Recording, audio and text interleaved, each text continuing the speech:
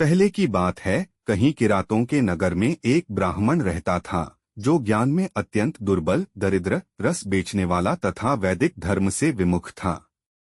वह स्नान संध्या आदि कर्मों से भ्रष्ट हो गया था और वैश्यवृत्ति में तत्पर रहता था।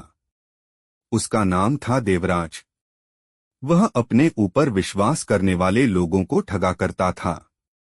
उसने ब्राह्मणों, क्षत्रियों, वैश्यों, शूद्रों तथा दूसरों को भी अनेक बहानों से मारकर उनका धन हड़प लिया था। परंतु उस पापी का थोड़ा सा भी धन कभी धर्म के काम में नहीं लगा था। वह वेश्यागामी तथा सब प्रकार से आचार भ्रष्ट था। एक दिन घूमता घामता वह दैवयोग से प्रतिष्ठानपुर झूसी प्रयाग में जा पहुंचा। वहां उसने एक शिवालय देखा जहां बहुत से साधु महात्मा एकत्र हुए थे। देवराज उस शिवालय में ठहर गया, किंतु वहां उस ब्राह्मण को ज्वर आ गया। उस ज्वर से उसको बड़ी पीड़ा होने लगी। वहां एक ब्राह्मण देवता शिव पुराण की कथा सुना रहे थे। ज्वर में पड़ा हुआ देवराज ब्राह्मण के मुखारविंद से निकली हुई उस शिव कथा को निरंतर सुनता रहा।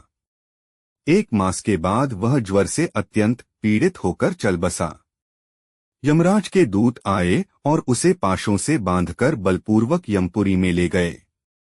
इतने में ही शिवलोक से भगवान शिव के पार्षद गण आ गए।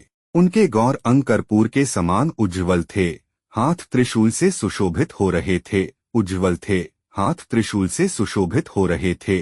उनके संपूर्ण अंग भस्म से उद्भासित थे और रुद्राक्ष की मालाएं उनके शरीर की शोभा बढ़ा रही थीं। वे सब के सब क्रोधपूर्वक यमपुरी में गए और यमराज के दूतों को मारपीट कर बारंबार धमकाकर उन्होंने देवराज को उनके चंगुल से छुड़ा लिया और अत्यंत अद्भुत विमान पर बिठाकर जब वे शिवदूत कैलाश जाने को उद्यत हुए, उस समय यमपुरी में बड़ा भारी कोलाहल मच गया। उस कोलाहल को सुनकर धर्मराज अपने भवन से बाहर आए। साक्षात दूसरे रुद्रों के समान प्रतीत होने वाले उन चारों दूतों को देखकर धर्मज्ञ धर्मराज ने उनका विधिपूर्वक पूजन किया और ज्ञान दृष्टि से देखकर सारा वृत्तांत जान लिया।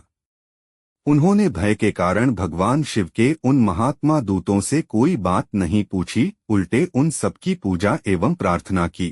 तत्पश्चात वे शिवदूत कैलाश को चले गए और वहां पहुंचकर उन्होंने उस ब्राह्मण को दयासागर सांब शिव के हाथों में दे दिया।